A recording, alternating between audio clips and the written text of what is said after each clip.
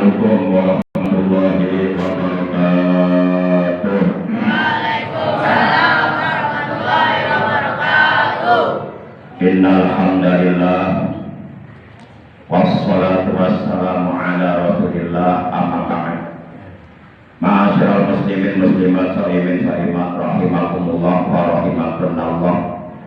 Segala puji bagi Allah, salawat dan salam serta tetap dilimpahkan selalu atas manusia yang paling dicintai oleh Allah, panutan kita, Nabi Agung, Nabi besar Muhammad Sallallahu Alaihi Wasallam, beserta seluruh keluarga beliau, para sahabat beliau, dan seluruh pengikut beliau yang tetap setia, tetap cinta kepada beliau, tetap istiqomah menjalankan perintah-perintah beliau, menjauhi larangan-larangan beliau. Semoga kelak di hari kiamat kita semua yang hadir pada malam ini, juga keluarga kita dan saudara kita, mendapatkan syafaat juga dari beliau. Amin ya Allah ya Rabbal alamin. Ma'asyiral muslimin yang dimuliakan oleh Allah Subhanahu wa taala, supaya puasa Ramadan yang kita kerjakan selama 1 bulan penuh mencapai tingkat kesempurnaan, karena memang kita tentu ingin menjalankan ibadah puasa Ramadan dengan sempurna. Nah, supaya puasa Ramadan yang kita kerjakan selama 1 bulan penuh ingin mencapai tingkat kesempurnaan menurut para ulama, maka tentu kita menjalankan ibadah puasanya yaitu puasa dengan tingkatan khawas. Dengan tingkatan apa? Khawas. Kan puasa ada 3 tingkatan ya. Tingkatan pertama tingkatan awam, yang kedua khawas, yang ketiga khawasul khawas. Nah, supaya puasa kita sempurna, maka kita harus berusaha semaksimal mungkin, seoptimal mungkin, sekuat tenaga untuk mengerjakan puasa Ramadan dengan tingkatan khawas. Seperti apa dan bagaimana puasa tingkatan khawas itu? Diterangkan oleh para ulama, shaumul khawas kaful jawari anil asam. Puasa khawas itu adalah puasa bukan hanya menahan perut dari makan dan minum, bukan hanya menahan perut dari lapar dan haus, akan tetapi juga kita harus mampu menahan seluruh anggota badan kita dari melakukan perbuatan-perbuatan dosa yang dilarang oleh Allah, yang apabila kita melakukannya dapat menghilangkan pahala puasa yang kita kerjakan. Rugi enggak? Rugi. Capek-capek puasa gak dapat pahala. Betul? Jelas? Paham? What I understand to explain right now? Okay? Artinya siap. Yang irwas ya.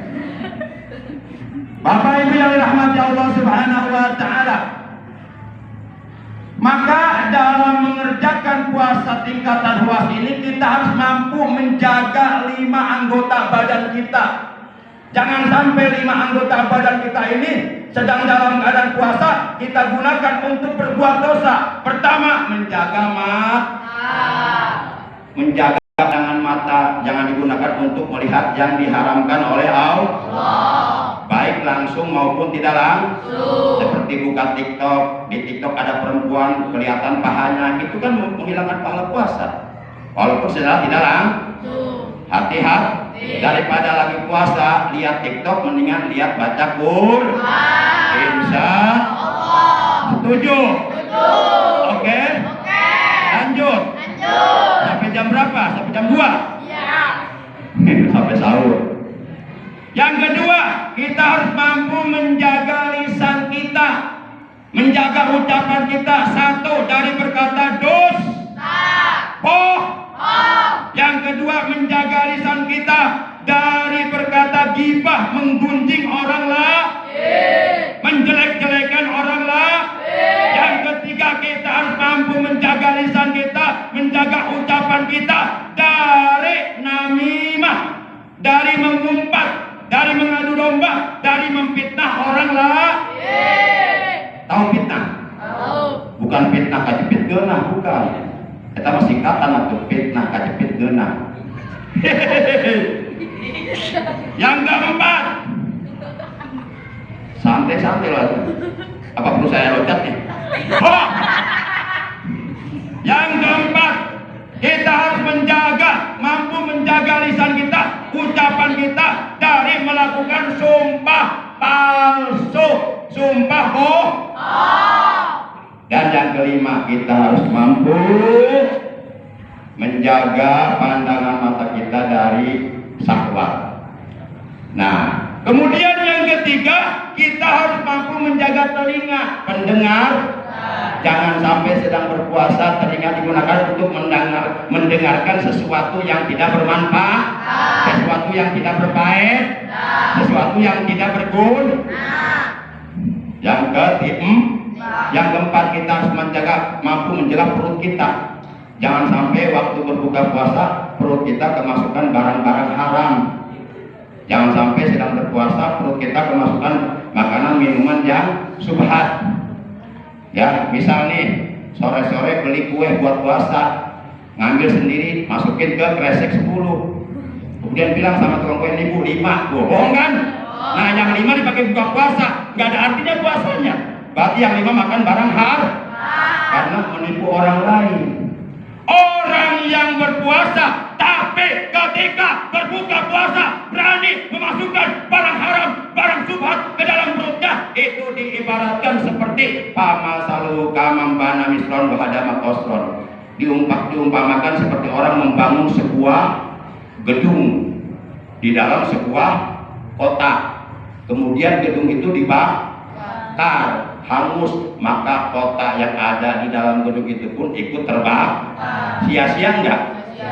Kita membangun puasa dari subuh sampai malam, pas buka memasukkan makanan haram, bukannya pakai topi miring, pakai magadon, mandolin, mensen, AOE, bir KW, apa-apa itu kurang mengerti itu yang keempat. Dan yang kelima, supaya puasa yang kita kerjakan mencapai tingkatan khawas, maka kata Nabi, ketika berpuasa jangan berbuka puasa jangan berlebih-lebih.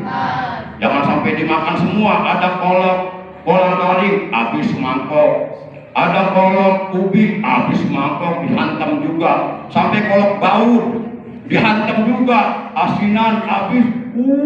Buka puasa terus sampai lupa nggak ingat sholat maghrib, sampai perutnya kenceng, sampai tali kolornya putus berosot tali kolornya, sampai nanggarak bengkang di tengah imah dan sholat maghrib. Imam buka puasa balas dendam ya.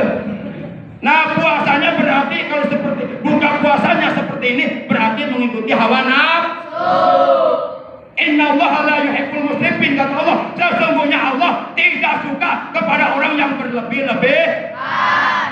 Hamba Allah yang paling dicintai oleh Allah ketika berbuka puasa, kata Allah dalam hadis qudsi, ahabul ibad ilayya aqjalu fitra. Hamba-hambaku yang paling aku cintai adalah mereka ketika berbuka puasa singkat, enggak berlama-lama. Dicontohkan oleh Nabi Muhammad kalau buka puasa cukup 3 teguk air dan 3 butir kor, dan buka puasanya pun dalam keadaan sudah punya wudhu. Karena sebelum buka puasa beliau membaca asyhadu an la ilaha illallah astagfirullah as'aluka ridhaka wal jannah wa a'udzubika min sakhatika wan nar. Allahumma innaka afuwun karim tuhibbul afwa fa'fu anni ya karim. Terus diulang-ulang bacaan itu sampai datang waktu maghrib. Itu yang harus kita lakukan, itu sunnah Rasul, harus kita laksanakan. Demikian para jamaah yang dimuliakan oleh Allah Subhanahu wa taala. Nah, itu supaya puasa kita mencapai tingkat kesempurnaan. Juga jangan lupa ada 5 perkara yang dapat menyempurnakan puasa Ramadan yang kita kerjakan di siang harinya. 5 perkara ini, yang pertama sholat tarawih, yang kedua zakat, baik zakat fitrah maupun zakat mal, yang ketiga sedekah atau infak atau jariyah, Yang keempat tadarus Al-Quran. Yang kelima puasa 6 hari di bulan Syawal. Apabila yang 5 perkara ini kita lakukan, maka insya Allah puasa Ramadan yang kita kerjakan selama 1 bulan penuh, insya Allah akan mencapai tingkat kesempurnaan. Yang pertama apa tadi? Tarawih. Puasa Ramadan dan tarawih itu satu paket, ibarat gula dan manis, manis dan gula. Coba kita pisahkan manis dan gula, bisa enggak?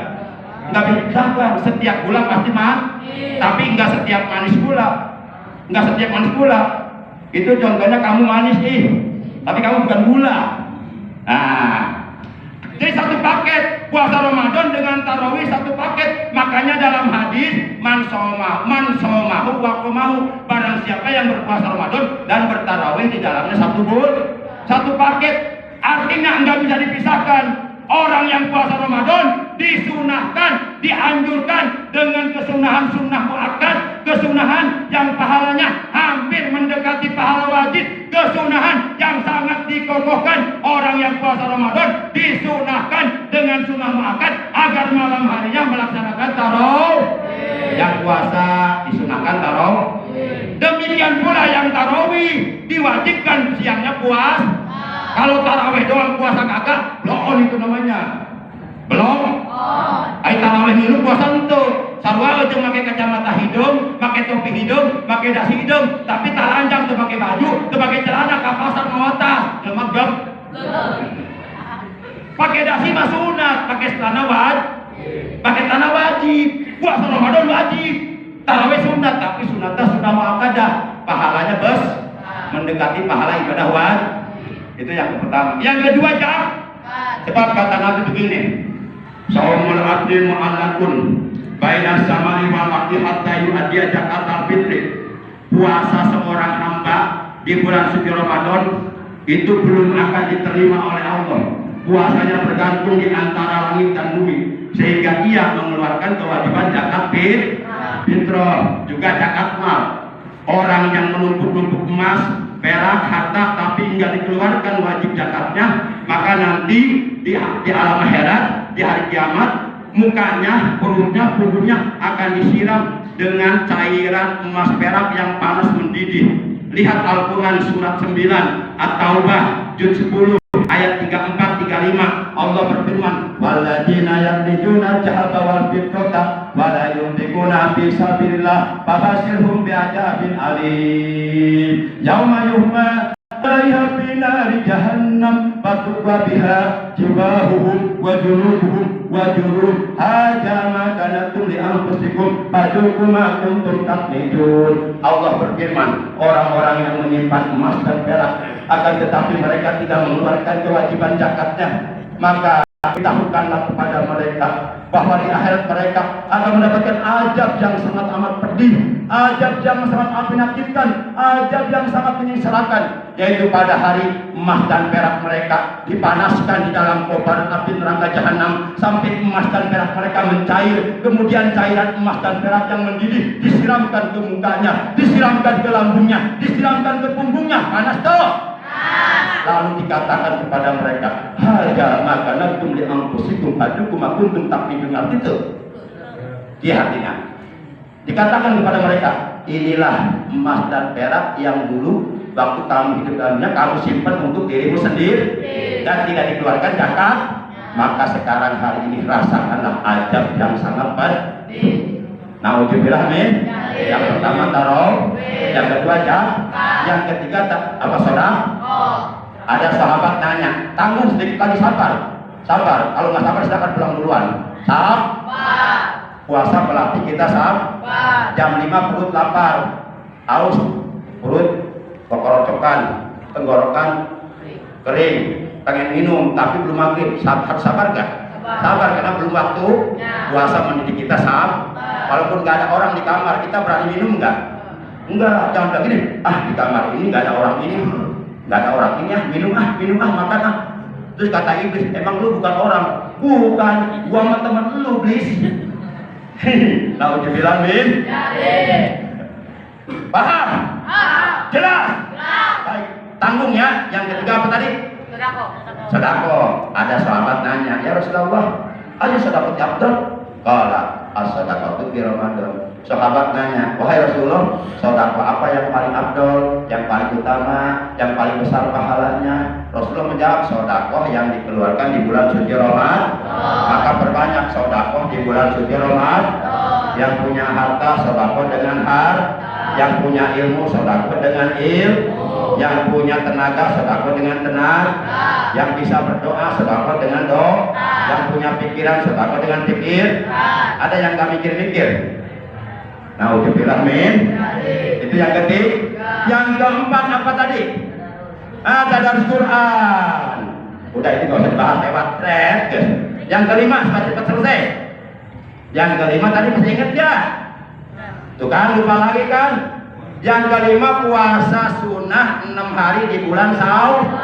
Nah kalau kita laksanakan ini, itu bisa menyempurnakan puasa Ramadan yang kita kerjakan 1 bulan. Mana dalilnya? Yuk kita buka hadis sahih riwayat Imam Muslim. Rasulullah bersabda begini. Ini hadis dari Abu Ayyub radhiyallahu anhu bahwasanya Rasulullah SAW telah bersabda, "Man shoma Ramadana tsumma atba'ahu sittan min Syawal kana kasyamin dahri." Barang siapa yang berpuasa Ramadan 1 bulan penuh dan di malam harinya tarawih 1 bulan penuh, kemudian di bulan Syawal dia lanjutkan puasanya 6 hari, mulai tanggal 2 Syawal. Tanggal 1 nggak boleh puasa, haram karena Idul Fitri. Tanggal 2 kesana boleh. Nah, kemudian dilanjutkan puasa Ramadan dengan puasa 6 hari di bulan Syawal. Kata Nabi, kana kasyamid dahri, maka puasanya sempurna. Dia mendapatkan puasa sama dengan puasa 1 tahun. Dari mana hitungannya? Yuk kita lihat. 1 kebaikan kata Allah dibalas 10. Kita puasa Ramadan 30 hari, berarti dikali 10 berapa hasilnya? 300. Kemudian ditambah puasa Syawal 6 hari dikali 10, 6 kali 10 60 tambah 300 hari 360. Itu 360 jumlah hari dalam 1 tahun. Berarti kalau kita puasa Ramadan 1 bulan, kemudian diiringi dengan puasa Syawal 6 hari, itu sama dengan pahala puasa 1 tahun. Alhamdulillah. Besok mulai masuk malam 10 yang kedua akan diimami oleh Ustaz Nur Fatoni, dan malam ini tarawih akan diimami oleh Sultan. Demikian, terima kasih. Wassalamualaikum warahmatullahi wabarakatuh.